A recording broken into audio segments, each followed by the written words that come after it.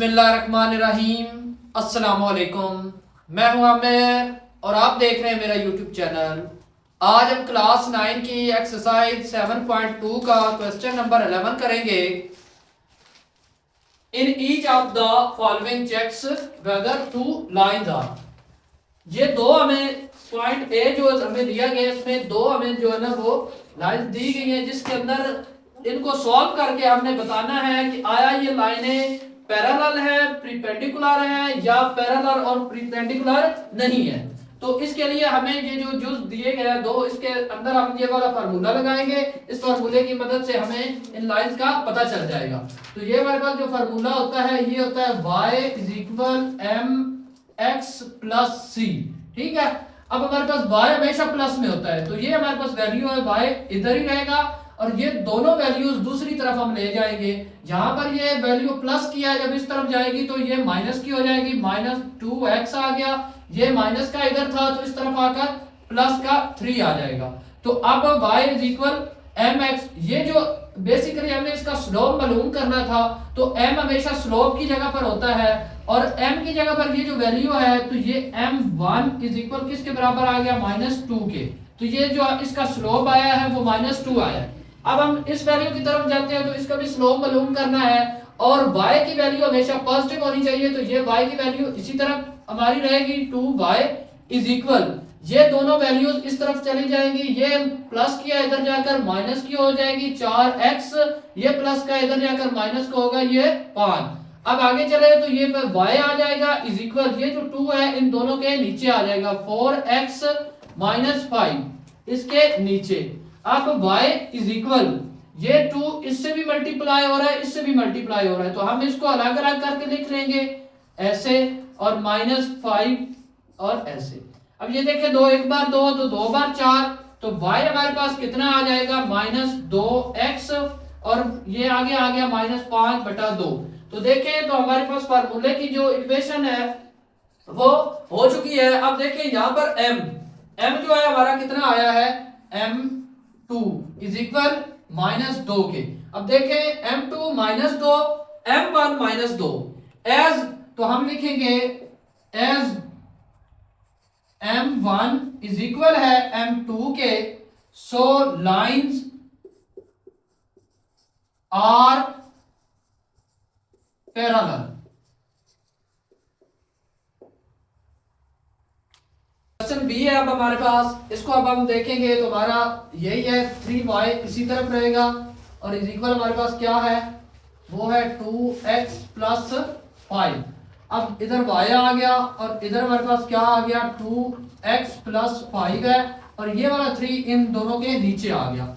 अब y आ गया हमारे पास, अब ये इसके साथ भी है 2x/3 और +5/3 आ गया। अब ये इससे कटिंग नहीं हो सकता, तो हमेशा ये जो वैल्यू x के साथ वाली होती है ये हमारा स्लोप होता है, तो m1 हमारा क्या है, 2/3 के।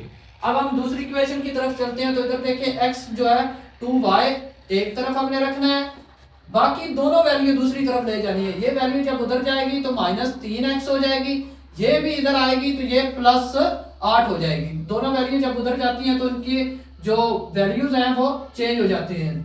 आगे हमारे पास y आ गया, देखिए -3x + 8 और ये वाला जो 2 है इन दोनों के नीचे आ गया। y = हमारे पास आ गया -3x/2 और +8/2, तो एक बार 2 तो 4 बार, तो y हमारे पास आ गया -3/2x और +4। अब देखें तो इसमें स्लोप हमारा कौन सा है, वो m2 = -3/2 के। तो देखिए m1 और m2 इक्वल नहीं है, इसलिए तो ये पैरेलल तो हुई नहीं। अब परपेंडिकुलर होगी या नहीं, तो परपेंडिकुलर का हम फार्मूला लगाएंगे, वो है m1 m2 = -1 के बराबर होता है। तो m1 हमारा कितना है, वो है 2/3, ठीक है, और m2 हमारा कितना है, वो है -3/2, ठीक है। अब देखें 2 से खत्म, 3 से खत्म, ये -1 है, तो इधर हमारे पास -1 आ जाएगा, ये 1 ये 1 ये 1 ये 1, तो ये -1 आ गया। तो लिहाजा ये परपेंडिकुलर लाइन होगी, ये हमने प्रूव कर दिया। तो अब हम लिखेंगे as m1 m2 is equal -1 के बराबर है। So lines are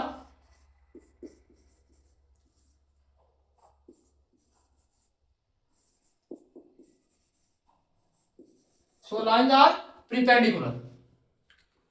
question number 11 का पार्ट सी है हमारे पास, तो इसका भी हम देखें। अब करेंगे, ये देखें 4y, ये जो दोनों रकमें हैं ये इज इक्वल के दूसरी तरफ चले जाएंगी। ये प्लस की है तो इधर आकर माइनस हो जाएगी, -2, और ये माइनस की थी तो इधर आकर प्लस की हो जाएगी, +1। अब इधर हमारे पास आ गया y इज इक्वल -2x + 1, और नीचे सारे के 4 आ गया। अब हमारे पास y इज इक्वल -2/4, और इसके भी नीचे 1/4, क्योंकि ये 4 दोनों के नीचे है तो इसलिए हमने अलग अलग करके लिख दिया। 4 2 1 बार 2 2 2 बार 4, तो y हमारे पास आ गया इज इक्वल -1/2x + 1/4। अब हमारा इधर स्लोप है m1 इज इक्वल किसके बराबर है, -1/2 के। अब दूसरी वैल्यू की तरफ जाए तो ये माइनस में है, और हमेशा y हमारा पॉजिटिव होता है, तो इसमें हमने y को उस तरफ लेकर जाना है। तो ये x इसी तरह रहेगा, -7 इसी तरह रहेगा, ये y जो इधर माइनस का था इधर प्लस का हो जाएगा 2y। अब हम और लिखेंगे, r लिख करके ये इसके बराबर है और ये इसके बराबर है, इसलिए 2y इज इक्वल x - 7, इसको सीधा करके लिख लिया। अब देखें तो इधर y रह गया, और ये जो हमारे पास x - 7 और इसके नीचे 2 आ गया।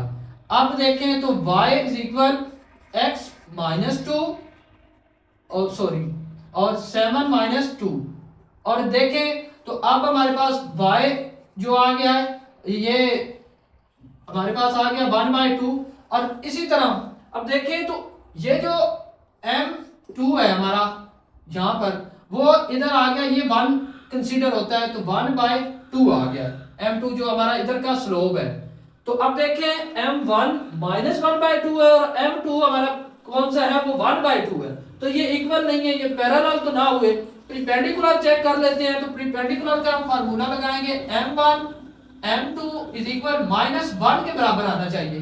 तो अब देखते हैं, तो m1 m2 -1 के बराबर आता है -1/2, और इधर हमारे पास क्या आ गया 1/2, 1 1 -1 तो 2 बार 4, तो 1/4 आ गया है। तो ये इज इक्वल हमें चाहिए था -1 के बराबर, तो ये परपेंडिकुलर भी नहीं है। तो अब हम लिखेंगे as m1 not equal m2 and m1 m2 not equal -1, so lines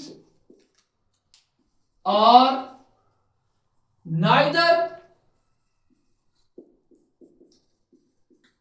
parallel nor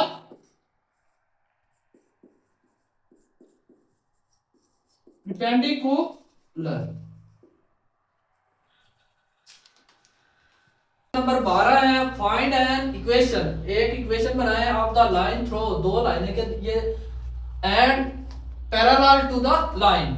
अब ये लाइन दी गई है, इसके अंदर हमें स्लोप मालूम करना है। स्लोप मालूम करने के बाद हम जो है ना इसकी इक्वेशन बनाएंगे। तो ये हमें जो है ना वो इक्वेशन दी गई है, इससे हम स्लोप मालूम करेंगे। स्लोप मालूम करने के लिए हमें y को दूसरी तरफ ले जाना होगा। ये 2x + 4 इज इक्वल y इधर माइनस का था, इस तरफ आकर y किसका बन जाएगा, प्लस का हो जाएगा।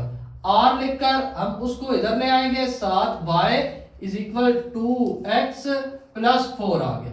अब हमारे पास y है, y इधर रह गया, तो ये 2x + 4 और 7 इन दोनों के नीचे आ गया। y इज इक्वल हमारे पास क्या आ गया, 2/7x और +4/7x, और इसमें m हमारा क्या आ गया, स्लोप 2/7। अब हमारा स्लोप आ गया 2/7, तो m1 इज इक्वल 2/7, और x हमारा 1 कितना है, x1 हमारा है वो -4, और y1 हमारा कितना है, वो है 7। ठीक है, अब हमने ये इक्वेशन मालूम करनी है, और उसका ये हमारे पास फार्मूला है, y हमारा उसी तरह ही है, माइनस हमारे पास y 7 आ गया और इज इक्वल m हमने मालूम किया था 2/7 आ गया। उसके बाद x उसी तरह, ये माइनस x 1 वो कितना है, वो है -4, ये आ गया। अब देखें तो y -7 इज इक्वल, अब देखें 2/7 और ये इसी तरह x, ये माइनस +4 आ गया। अब ये 7 इधर डिवाइड हो रहा है, इस तरफ आएगा तो मल्टीप्लाई होगा, तो ये 7 ये यहां से इस तरफ आ गया और ये y -7 उसी तरह इज इक्वल, ये 2 इधर रहा, ये x +7 आ गया। अब देखें 2 7 में इस और इससे मल्टीप्लाई होना है, 7y और 7 -7 7 बार 49 और इज इक्वल 2x और ये 2 इससे मल्टीप्लाई हुआ तो 8 बन गया। तो x की वैल्यू हमेशा पॉजिटिव होनी चाहिए, इसलिए ये दोनों रकमें हम उस तरफ ले जाएंगे, तो ये आएगा 2x + 8 और ये वाली रकम अब उधर गई है तो -7y और ये वाली रकम उधर गई है तो +49 इज इक्वल 0। ठीक है, अब इसको तरतीब दे लेते हैं। ये आ गया 2x, ये उसके बाद -y की रकम आ गई, ये 8 और ये 49 दोनों आपस में प्लस हुए तो ये आ गया 57 इज इक्वल 0। तो ये हमारी इक्वेशन बन गई। क्वेश्चन नंबर 13 है, फाइंड एन इक्वेशन, एक इक्वेशन बनाएं ऑफ अ लाइन थ्रो, ये जो उसके 2 पॉइंट दिए गए हैं and perpendicular to the joining, ये 2 पॉइंट दिए गए हैं, वो बता रहा है इस तरह कि ये 2 पॉइंट है, एक A है एक B है, इनके दरमियान ये वाला जो है यहां पर ऐसे एक लाइन आ रही है।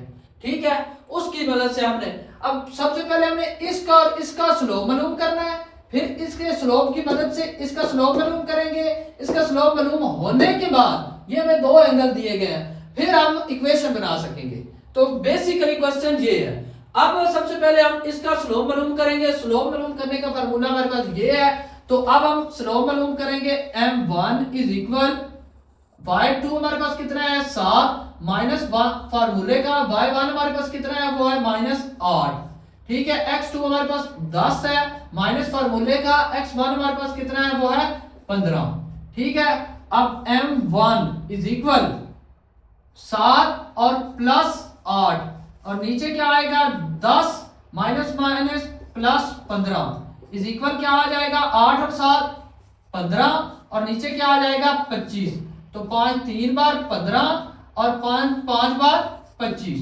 तो m1 हमारा कितना आया वो आया 3/5 के। अब आगे एज लाइन R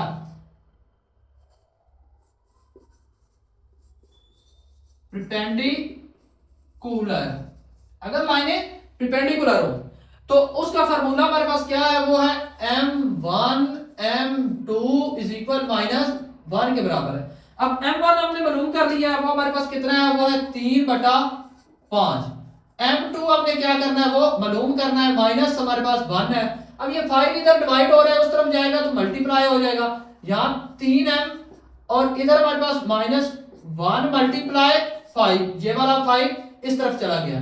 ठीक है, अब -5 आ गया इधर, अब ये 3 है, ये m रह जाएगा, ये 3 इस तरफ आएगा तो ये नीचे डिवाइड करेगा। तो m2 हमारा पास किसके बराबर आ गया वो आ गया -5/3 के।